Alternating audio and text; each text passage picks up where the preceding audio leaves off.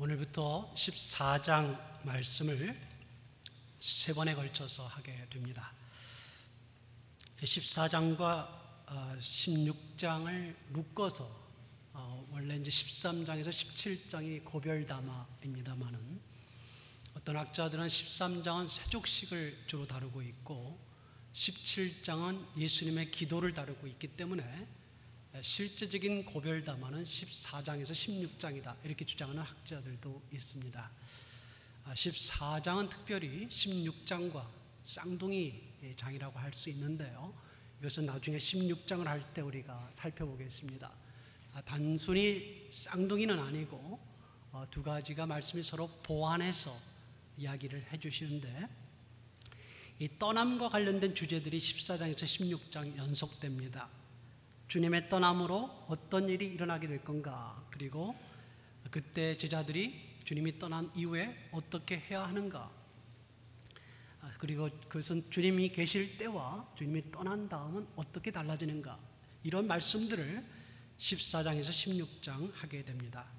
오늘은 14장의 첫 번째 말씀 1절부터 14절까지의 말씀을 우리가 보겠습니다. 함께 우리가 교독하시겠습니다. 제가 한 절 읽고 여러분이 읽고 하시겠는데요, 읽으실 때에 주의하셔야 될 것은 14장 1절에서 14절이 크게 나누면 세 개로 나눠집니다.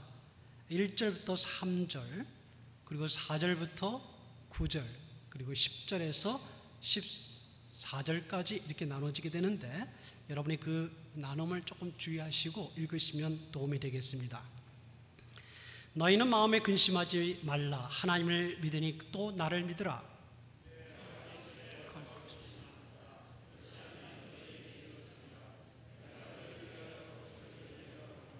가서 너희를 위하여 거처를 예비하면 내가 다시 와서 너희를 내게로 영접하여 나 있는 곳에 너희도 있게 하리라. 도마가 이르되 주여 그 주께서 어디로 가시는지 우리가 알지 못하거늘 그 길을 어찌 알겠사옵나이까.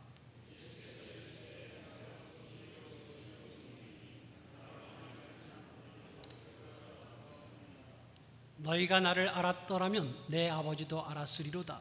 이제부터는 너희가 그를 알았고 또 보았느니라.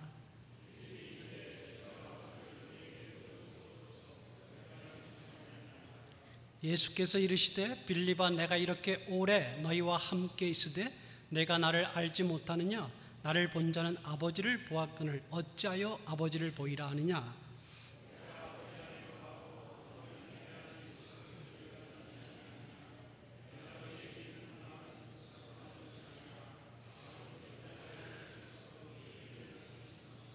내가 아버지 안에 거하고 아버지께서 내 안에 계심을 믿으라. 그렇지 못하겠거든 행하는 그 일로 말미암아 나를 믿으라.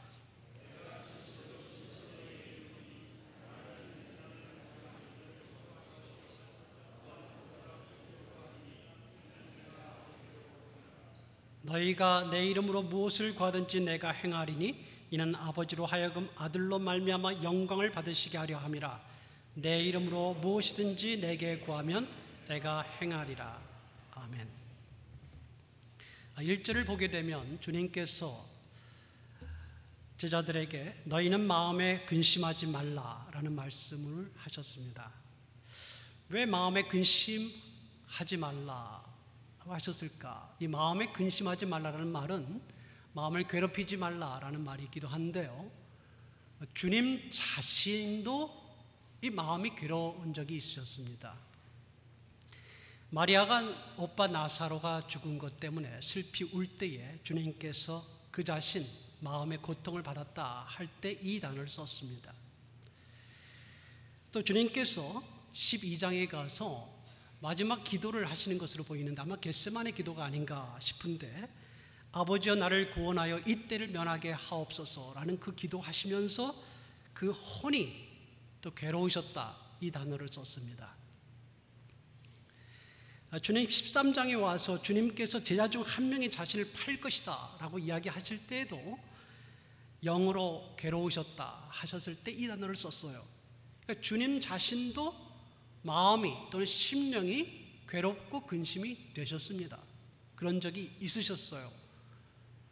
그런데 오늘 주님께서 제자들에게 마음을 괴롭히지 마라, 근심하지 말라라는 말을 쓰셨습니다.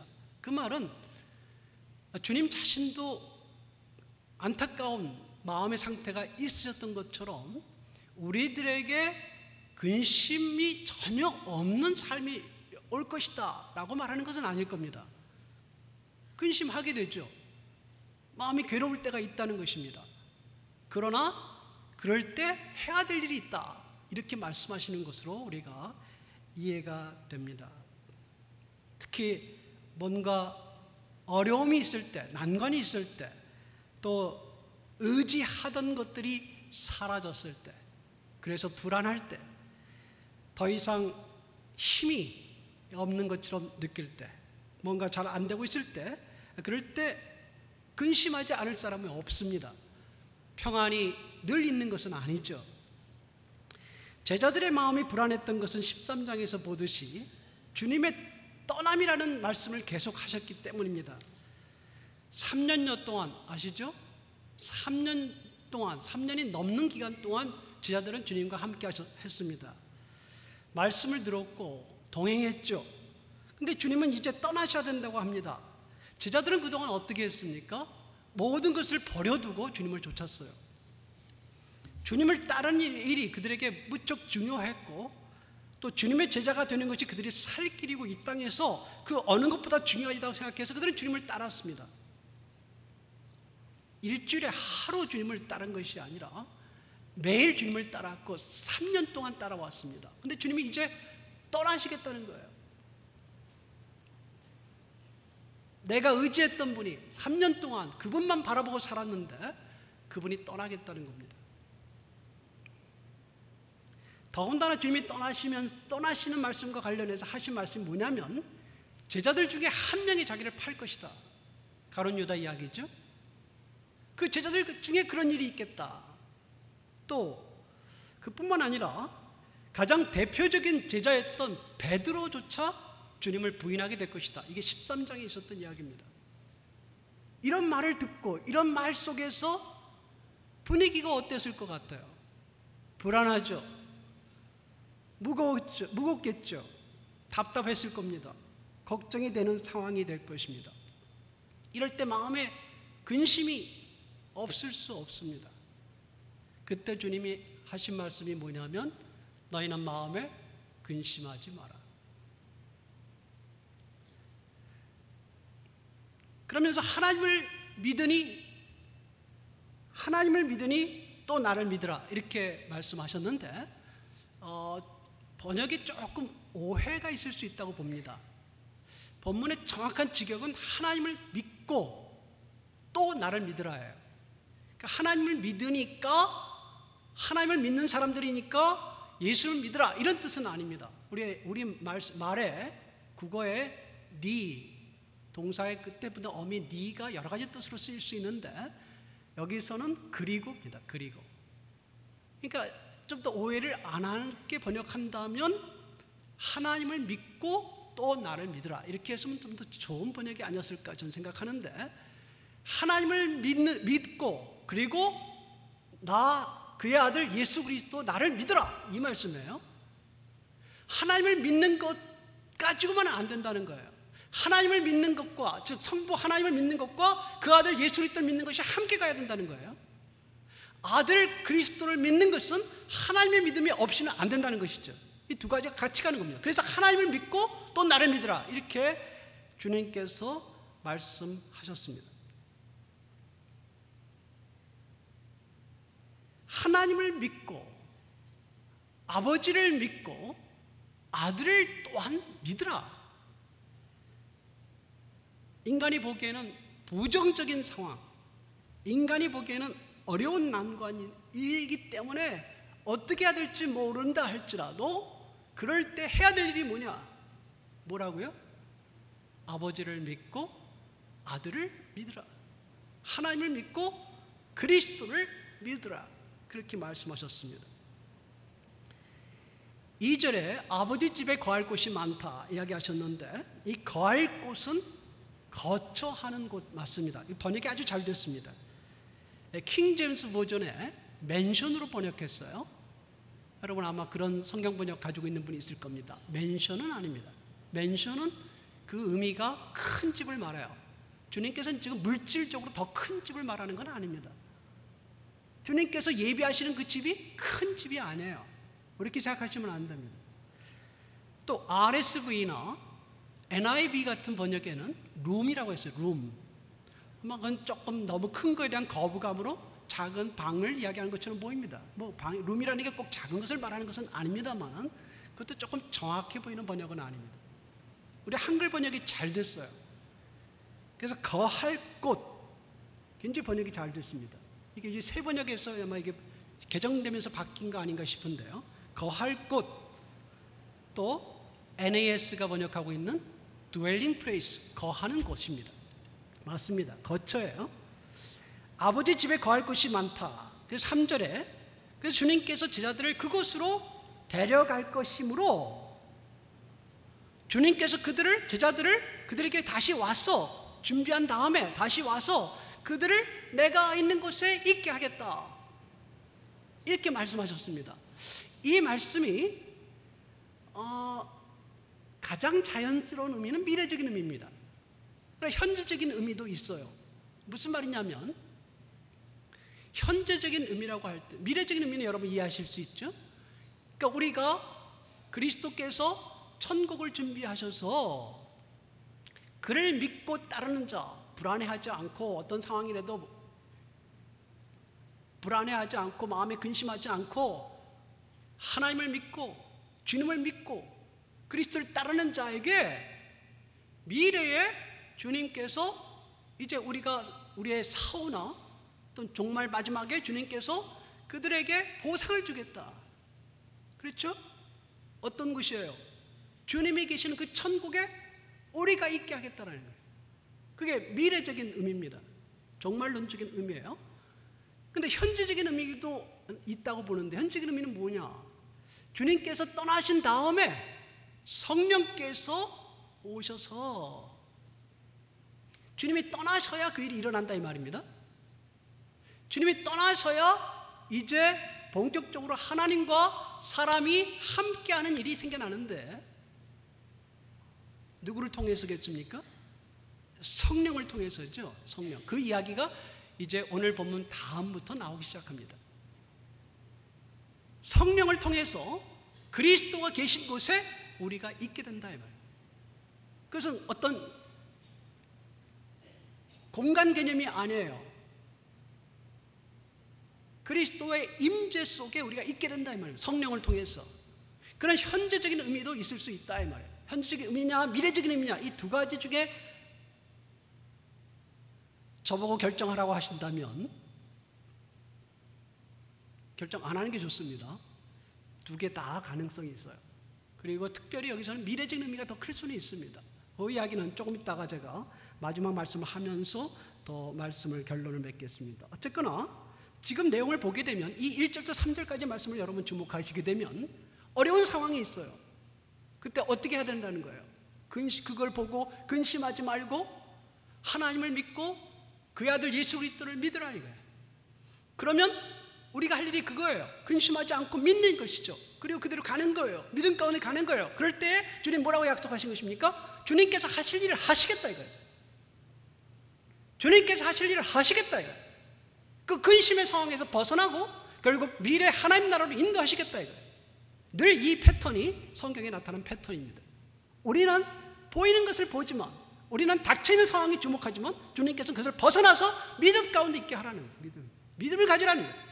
그럴 때 하나님의 일이 일어난다는 것입니다. 지금 이 패턴을 1절에서 3절을 우리가 보고 있습니다. 다만 이 말씀이 제자들에게는 아주 모호한 말씀이죠. 주님께서 어디 가신다는 건가? 가신 후에 거처를 만드신다? 또 제자들을 데려오겠다? 이해할 수 없는 말씀일 겁니다. 제자들에게는 우리는 그래도 이제 어느 정도 신약을 다 알고 있으니까 어느 정도 이해를 하고 있지만 제자들에게는 그 당시 더 이해가 안 되는 말씀일 거예요. 그런데 그런 상황에서 주님이 4절 말씀을 하셨습니다. 4절에 내가 어디로 가는지 그 길을 너희가 안다, 아느니라 이렇게 이야기하셨어요. 이 번역이 참 잘 됐습니다. 번역이 다 잘 됐지 번역이 잘 안 된 게 있느냐 이렇게 묻고 싶으신 분이 있겠지만 저는 그걸 따질 수밖에 없어요. 왜냐하면 저 같은 사람이 이걸 번역하거든요. 이제 10년 후에 또 번역을 해야 됩니다. 그땐 저 성경학자들이 또 번역을 해요. 뭐가 틀렸는지. 그러니까 저는 늘 그런 걸 보게 돼요. 그러니까 여러분이 조금 그것 때문에 방해가 되십니까? 그러지 마세요. 이거 번역 너무 잘 됐습니다. 왜 그러냐? 번역이 너무 잘 됐느냐? 5절에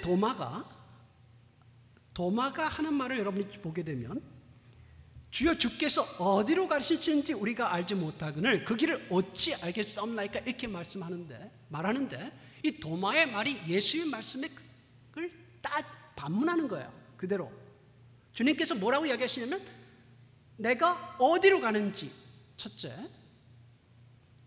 그 길을 너희가 알 것이다 이렇게 둘째 이야기하셨어요. 도마가 뭐라고 이야기하냐면 어디로 가는지 모르는데 그 길을 어떻게 알겠냐 이렇게 이야기한 거거든요. 여러분 이해하십니까? 이해하신다고요? 못하신다고요? 다시 이야기하겠습니다.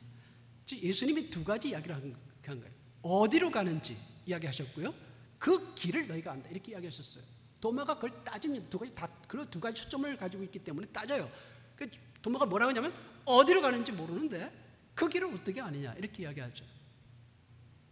그걸 뒤집어서 주님께서 그 길을 먼저 이야기하고 어디를 이야기합니다. 초점이 이렇게 돼 있거든요. 이 말씀이. 그래서 제가 번역이 잘 됐다 이걸 만약에 이렇게 번역하면 안 돼요. 내가 어디로 가는지 너희가 아느니라 이렇게 번역하면 안 돼요. 그 길이 들어가야 되는 거지. 번역이 너무 잘 됐어요. 주님께서 먼저 그 길을 설명하십니다. 6절의 말씀이죠. 그 길을 모르겠다라는 말에 내가 곧 길이다. 길에 대한 이야기예요. 내가 곧 길이다. 주님 그렇게 이야기하셨어요. 그러면서 덧붙인 말씀이 또한 진리고 또한 생명이다. 내가 길이다. 길을 모르겠느냐? 내가 길이다. 그리고 진리고 생명이다. 이 세 가지 그리스도가 길이시고 누구에게 무슨 길이겠어요? 하나님께 가는 길이죠. 길이시고 그리고 참됨 진리시고 그리고 생명을 주시는 생명이시다. 이렇게 세 가지로 열거되어 있지만 사실은 이 전체 내용이 길과 관련되어 있어요.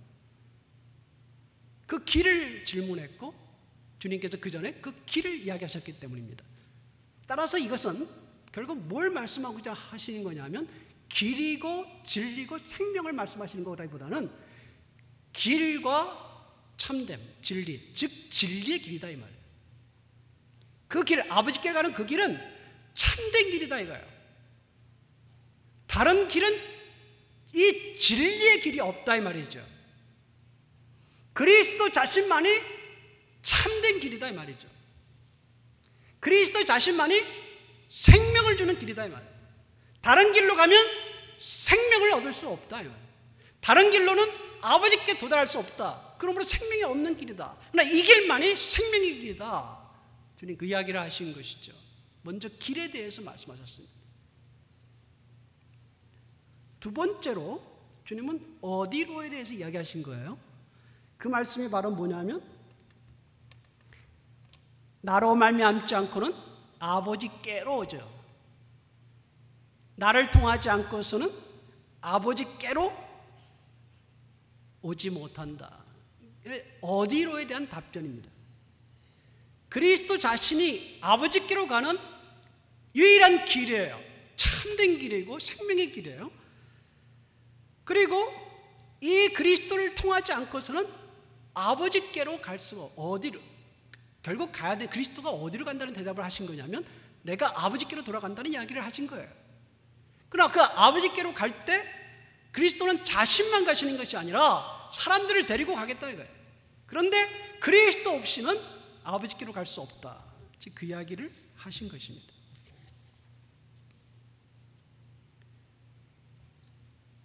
며칠 전에 여러분 그 유명한 20세기, 21세기까지 물론 사셨지만 며칠 전에 그 유명한 복음주의자 한 분이 돌아가셨어요. 신문에 나왔는데 아십니까? 존 스타트라고요. 90세 일기로 돌아가셨습니다. 이분은 20세기 가장 유명한 복음주의자 중에 한 분입니다. 많은 젊은이들에게 영향을 미쳤어요.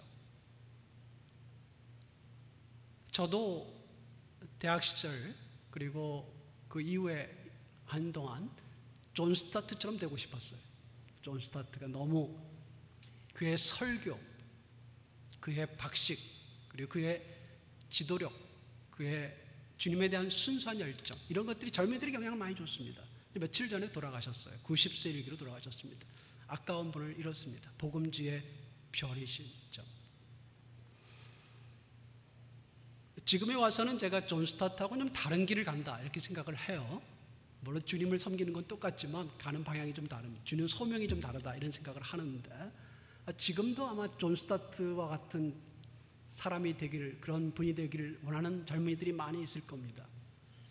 이분이 쓴 여러 책들 가운데 젊은이들이 주님의 복음을 당당하게 믿을 수 있게 한 책이 하나가 있는데, 그것이 기독교의 기본 진리라는 책입니다. 빨간 책이에요.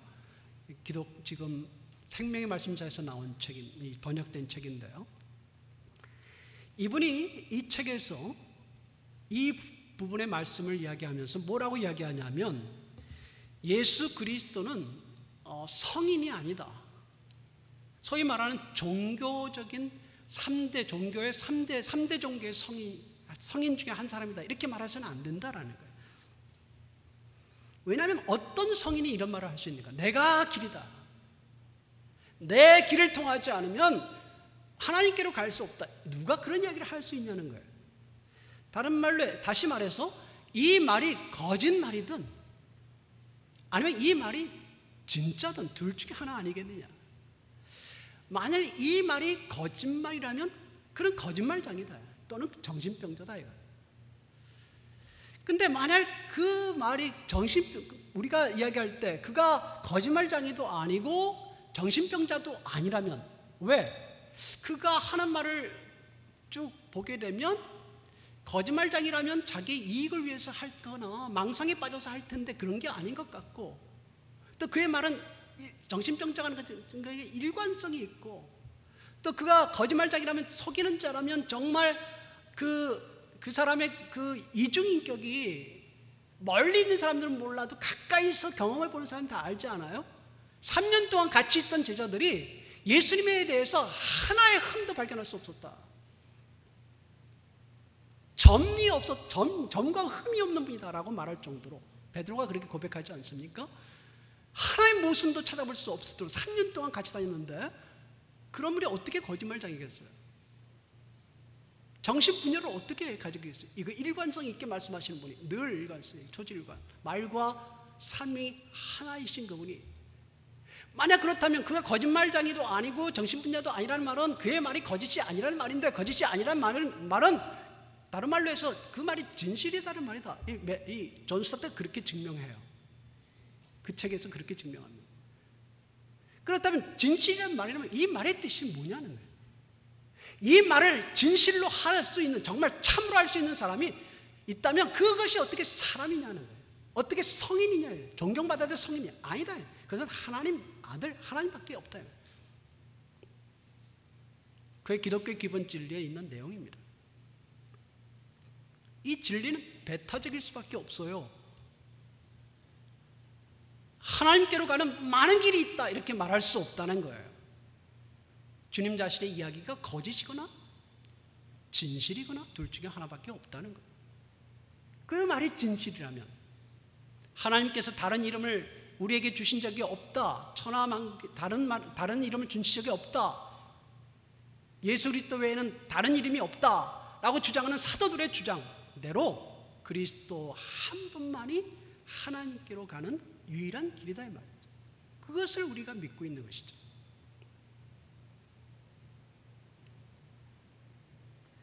7절에서 9절에도 이런 말씀이 이야기됩니다.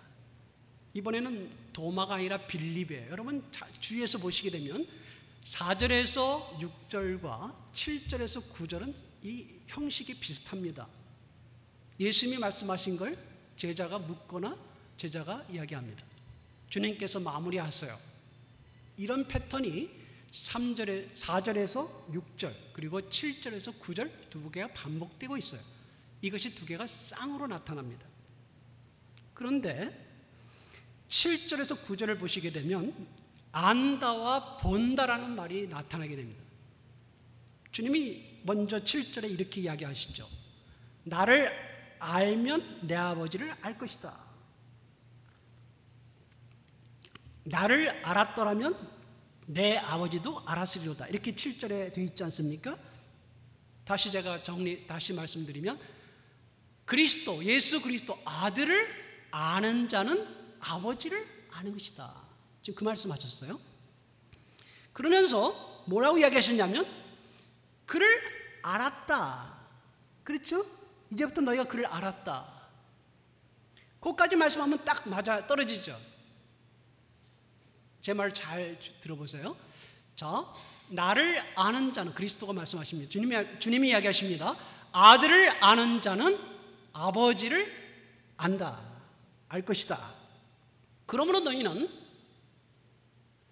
그를 알았다. 왜 알았죠?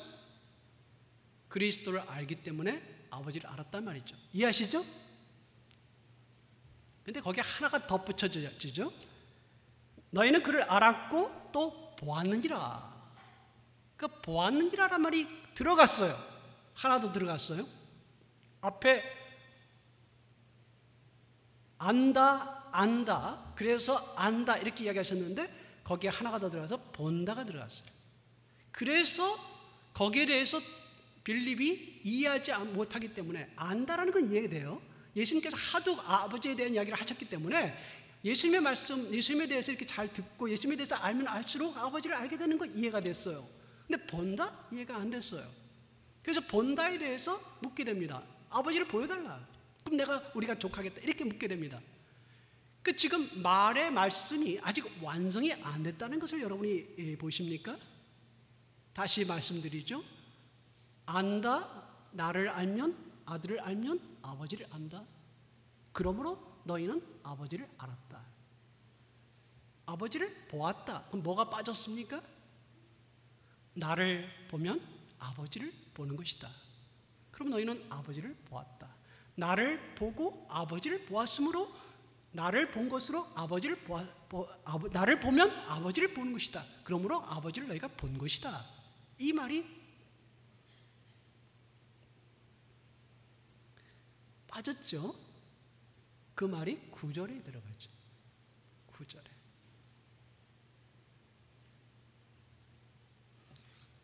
9절에. 중간에 뭐가 있습니까? 나를 본 자는 아버지를 보았다. 그러면 이제 짝이 딱 맞아 떨어졌습니다. 제 말 여러분이 이해되시는지 모르겠어요.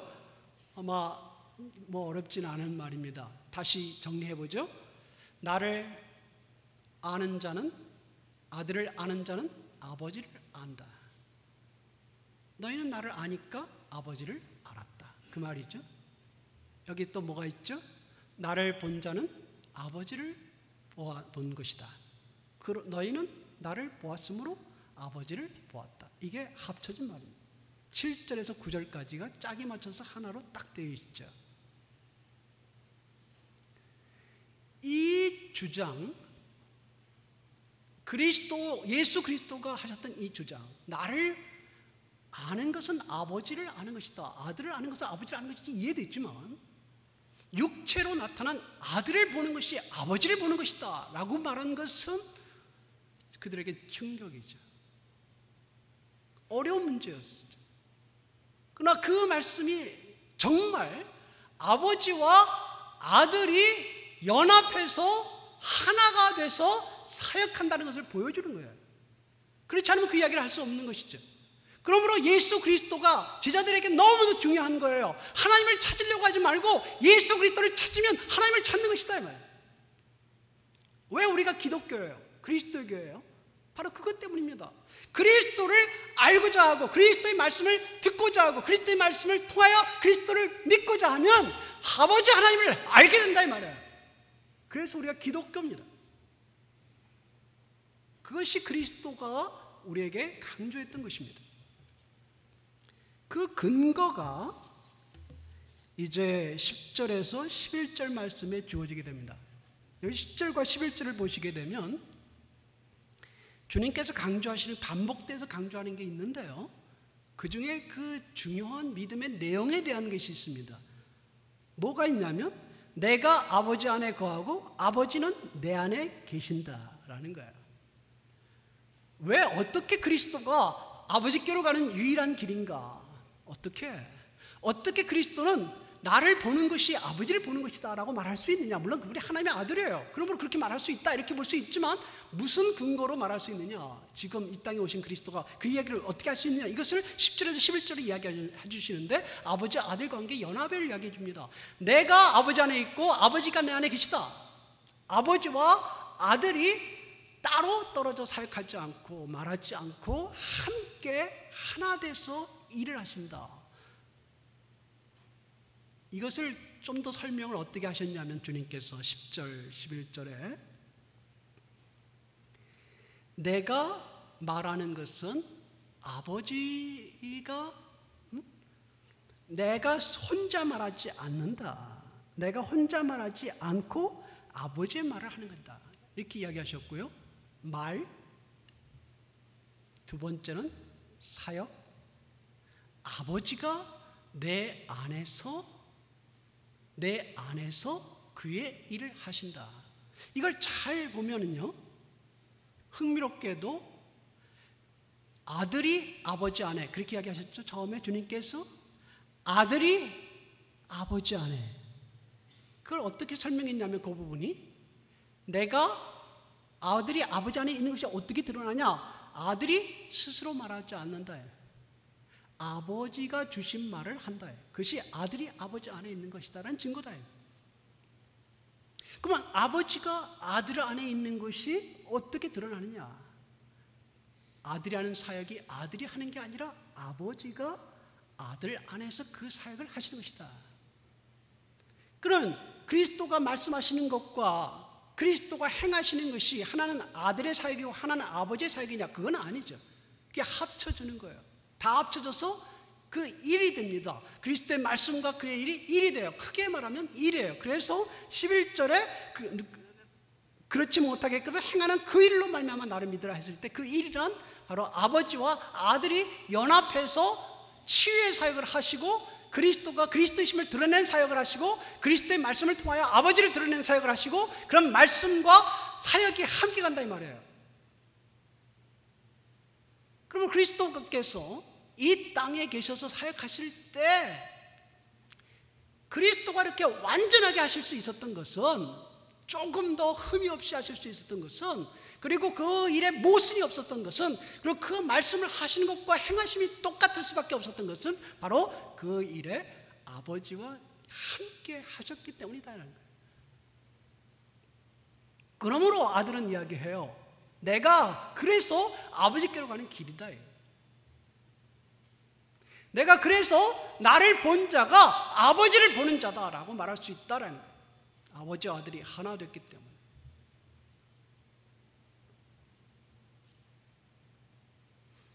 이것을 10절 11절에 믿으라라는 말씀을 3번 하셔요. 10절에 내가 믿지 아니하느냐 믿으라 이 말이죠.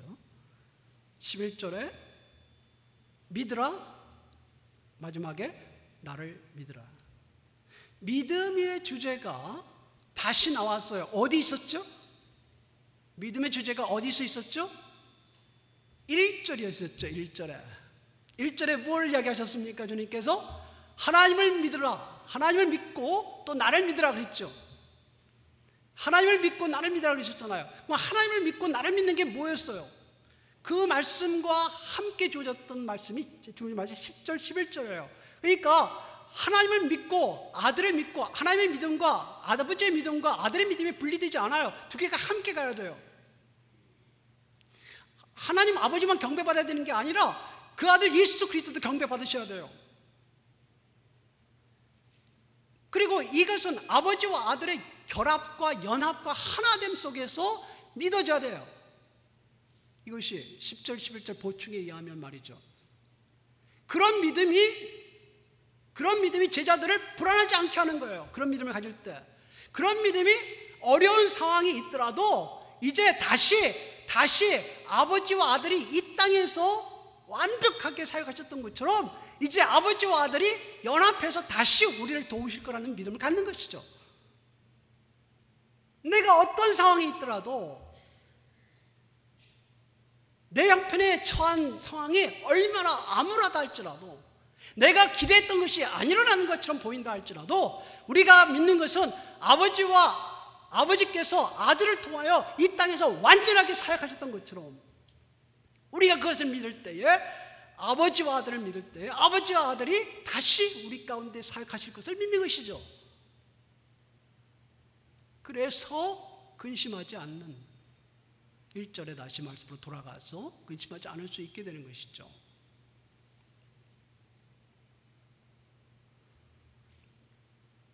그리고 나서 놀라운 말씀이 12절에서 14절 주어지는데요.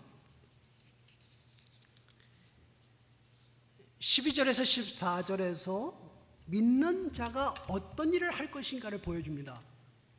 믿는 자가 어떤 일을 하는가. 자, 믿는 자 할 때 뭘 믿는 거예요? 아까 이야기처럼 하나님을 믿고 그 아들 예수 그리스도를 믿는 것이죠. 그리고 하나님이 아들 속에서 어떻게 완전하게 사역하신지를 믿어요. 그게 믿음입니다. 그 믿는 자가 어떤 일이 일어나게 되느냐. 주님 뭐라고 하셨어요? 12절에 내가 진실로 진실로 너에게 이르노니 나를 믿는 자는 뭘 한다?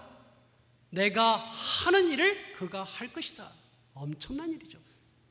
그리스도가 이 땅에서 아버지와 연합해서 하셨던 일들을 우리도 따라서 하게 된다 이 말이에요. 그뿐만 아니라 그보다 큰 일도 한다 이 말이에요. 왜?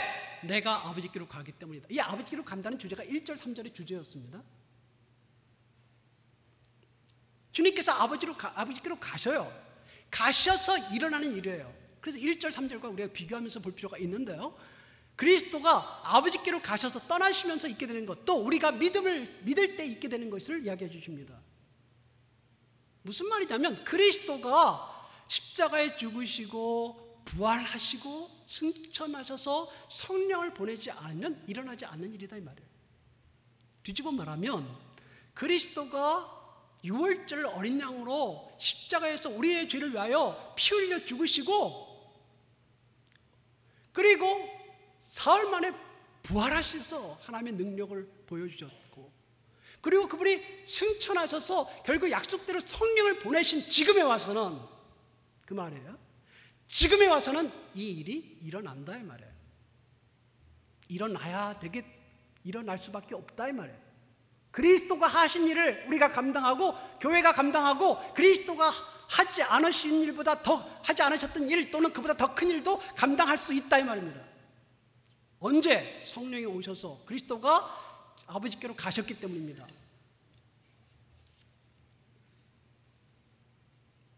그런데 실제에 들어가서 우리가 그리스도 마냥 할 수는 없어요. 왜? 우리는 연약한 인간이기 때문에 그 일이 일어나고 있지만 일어날 수 있어요. 우리를 통해서. 그러나 우리 자신을 보면 할 수 없어요. 그래서 이야기하신 게 그 다음 말씀입니다. 13절 말씀이죠. 14절 말씀이기도 하고요. 기도하라 이거죠.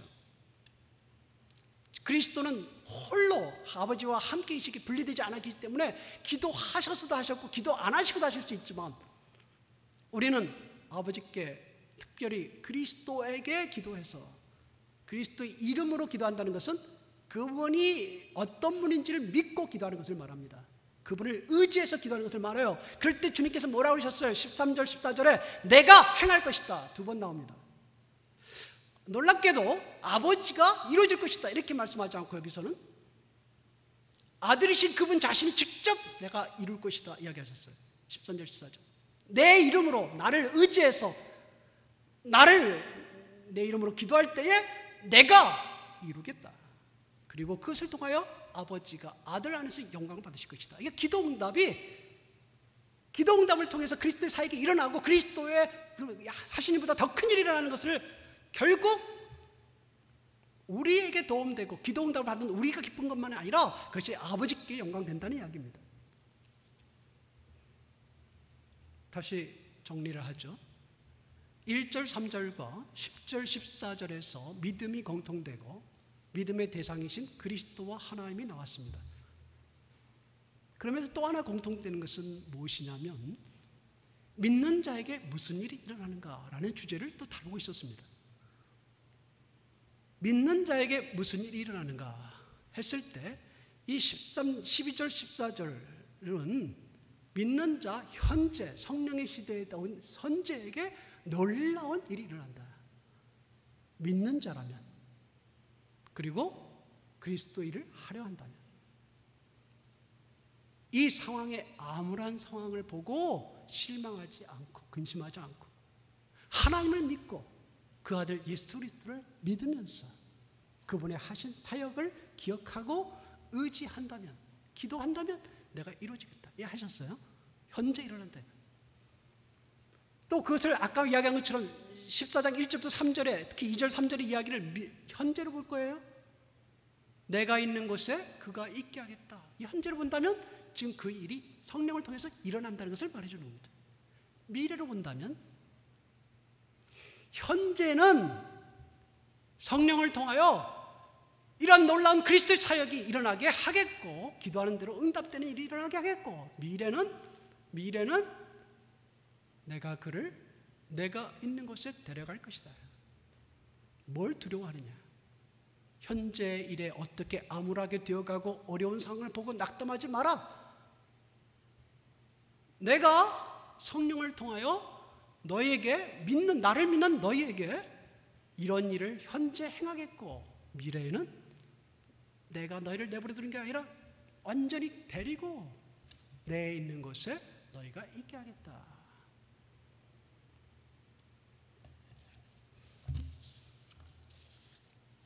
제자들이 이 말씀을 받았습니다.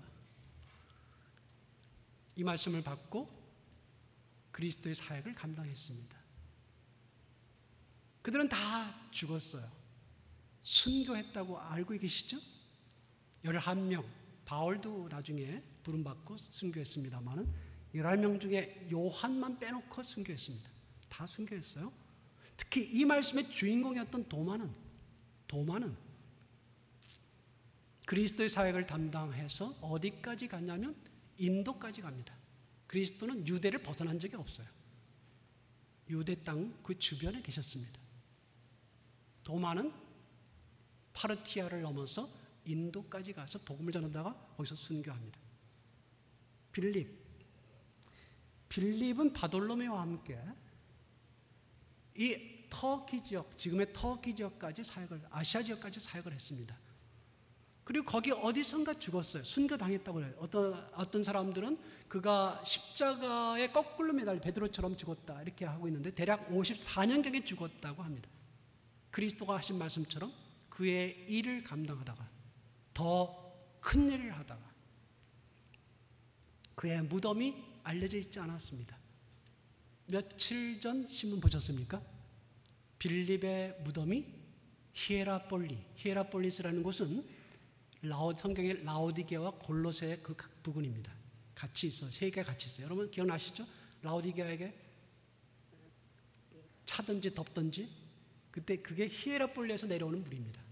따뜻한 물이 히에라폴리에서 내려와요. 바로 그 근처입니다. 그 근처. 그 히에라폴리 로마인들이 굉장히 중요하게 생각했던 도시입니다.